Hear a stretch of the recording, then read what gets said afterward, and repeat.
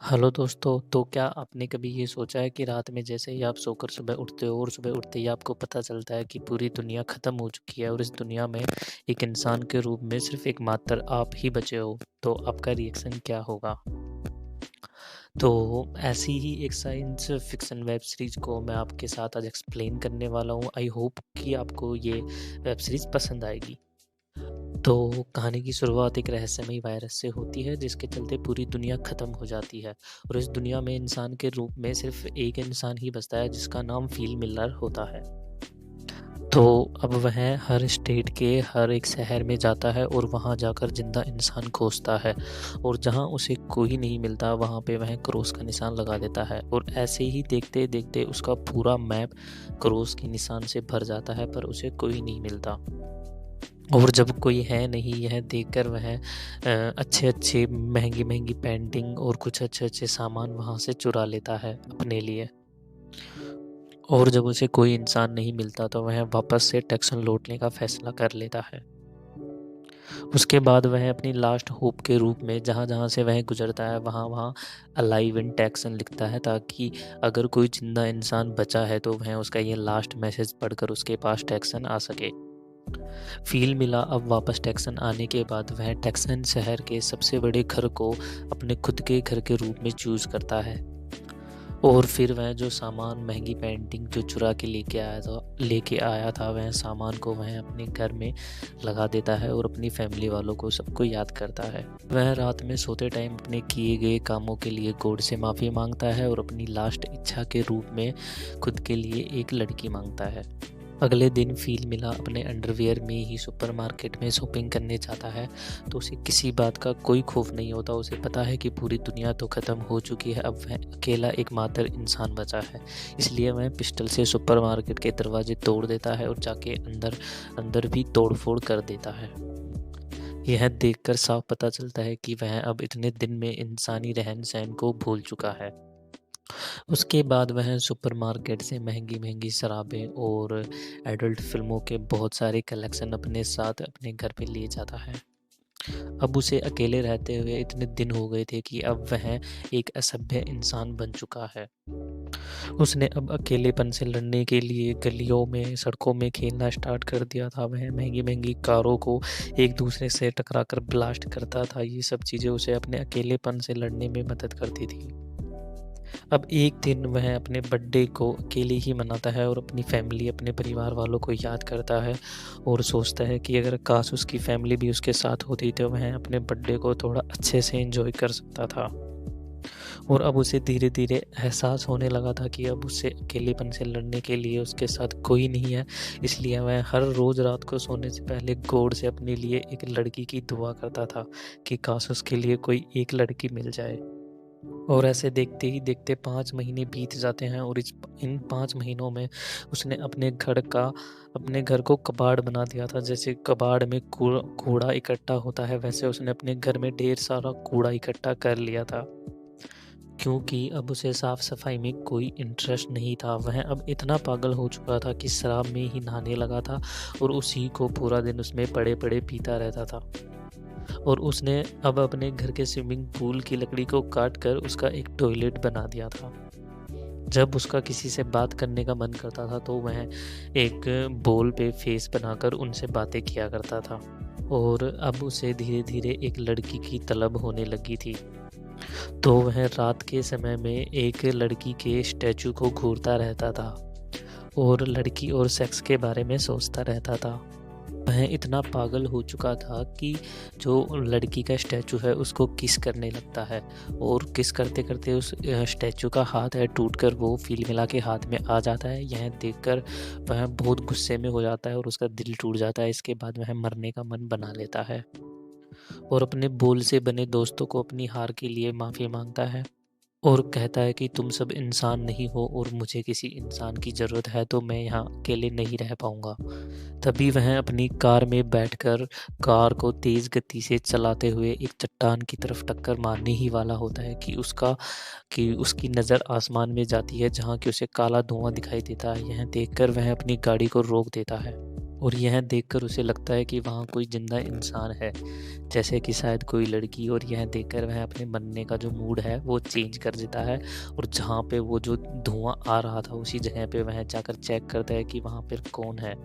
और जैसे ही वह वहाँ जाता है, वहाँ पहुँचते ही जैसे ही वो देखता है तो उसके होश उड़ जाते हैं। वह ऐसा कुछ देखता है वहाँ पे जो वो काफ़ी सालों से नहीं देखा था और वो देखना चाहता था। वहाँ पे एक लड़की की ब्रा सूखी होती है, जिसे किसी ने सुखाने के लिए वहाँ पे टांगी होती है। फ़ील मिला यह देखकर इतना पागल हो जाता है कि वह उस ब्रा को अपने हाथों में लेकर सूंघने लगता है, और सूंघते ही सूंघते बेहोश हो जाता है। और अब वह अपनी बेहोशी की हालत में इमेजिन करता है कि वह एक सुंदर लड़की की गोद में है और वह उसे किस कर रही है। और जैसे ही उसे होश आता है तो वह देखता है कि एक लड़की जो उसे किस कर रही है, जो उसे पसंद नहीं आती है, लेकिन वह उम्र में उससे बड़ी होती है, और वह लड़की उसे सीपीआर दे रही होती है, क्योंकि लड़की को लगता है कि फ़ील मिला मरने वाला है। और जैसे ही फ़ील मिला को होश आता है तो वह उससे पूछता है कि वह सुंदर लड़की कहाँ है। तो वह लड़की उसे फ़ील मिलर को अपनी अंडरवियर देखने के लिए कहती है, और कहती है कि तुमने अपनी अंडरवियर गीली की है। लेकिन फ़ील मिलर उससे बहस करने लगता है। वह उससे कहता है कि उसने अपनी अंडरवियर गीली नहीं की है। और जैसे ही फ़ील उस लड़की की तरफ आगे बढ़ता है, यह देखकर वह लड़की उसकी तरफ गन निकाल लेती है। यह देखकर फ़ील मिलर अपनी गलती मान लेता है और वह कबूल कर लेता है कि हाँ, उसी ने अपनी अंडरवियर गीली की होगी।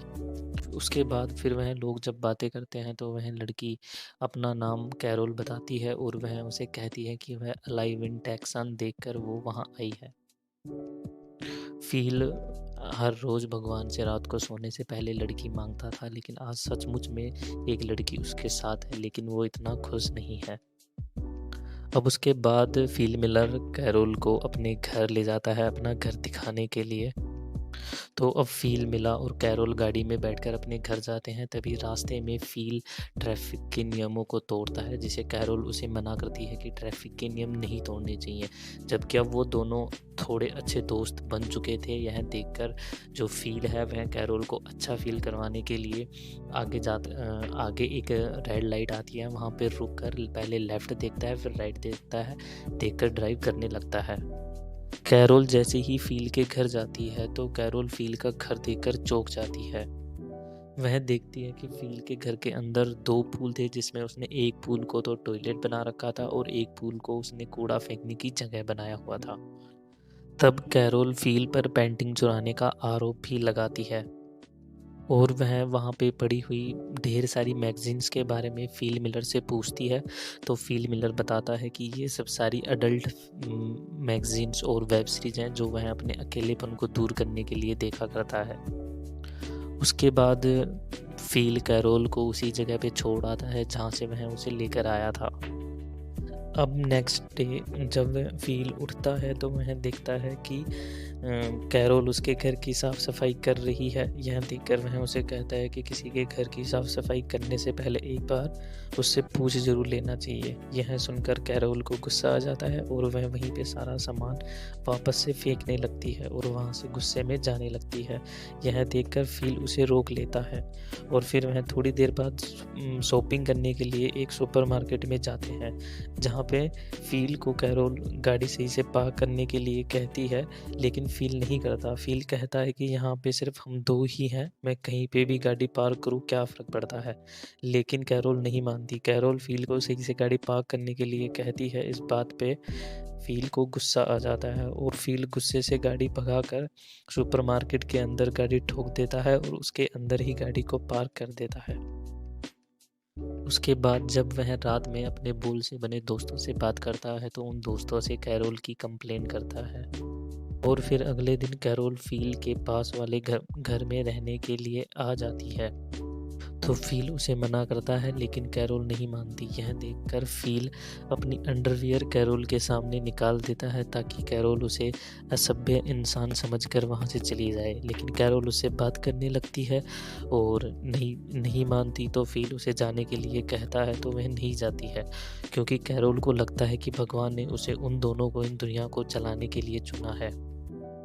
नेक्स्ट डे जब कैरोल फ़ील के घर जाती है तो वह अपने पूल में टॉयलेट कर रहा होता है और वह जाकर उसे मदद के लिए बोलती है कि उसे अपने बगीचे में पानी लाने के लिए फ़ील की मदद चाहिए, लेकिन फ़ील उसे मना कर देता है। तो वहीं पे कैरोल उसे एक ताज़ा टमाटर खा के चिढ़ाने की कोशिश करती है ताकि फ़ील उसे हेल्प करने के लिए हाँ कर दे, लेकिन फ़ील नहीं मानता।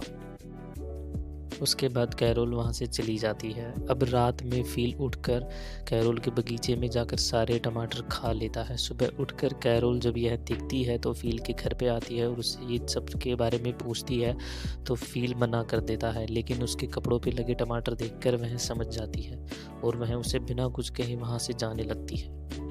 और जब कैरोल वहाँ से जा रही होती है तो फ़ील देखता है कि कैरोल के पैर में चोट लगी हुई है, जो कि पानी लाने की वजह से उसके पैर में लगी थी। यह देखकर उसे बहुत बुरा लगता है और अगले दिन फ़ील देखता है कि कैरोल भी उसी की तरह अपने घर में टॉयलेट बना रही थी और कैरोल फ़ील से कहती है कि तुम सही थे, भगवान ने हमें ये दुनिया चलाने के लिए नहीं छोड़ा है। जब हम पानी अपने घर तक नहीं ला सकते तो ये दुनिया को क्या चलाएंगे। यह बात फ़ील को दिल पर लग जाती है और वह शहर की एक टंकी से पाइप की सहायता से कैरोल के घर तक पानी लाने की व्यवस्था कर देता है। कैरोल को यह देखकर बहुत खुशी होती है और वह फ़ील को रात के डिनर के लिए अपने घर पर इनवाइट करती है, जहाँ पे रात को दोनों बैठकर एक अच्छे डिनर का लुत्फ़ उठा रहे होते हैं।